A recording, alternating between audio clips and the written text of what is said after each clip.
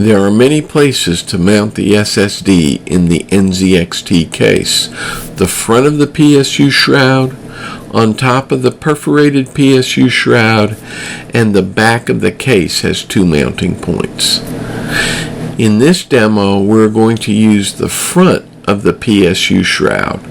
The process is the same for all of the mounting points. We are installing the Samsung EVO 860 4TB drive.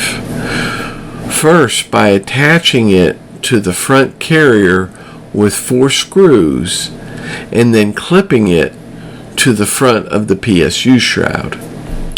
In the final build, I moved the SSD to the back of the case and used the front carrier to add a touch of customization to the build by placing one of my photographs in the front carrier behind an acrylic sheet.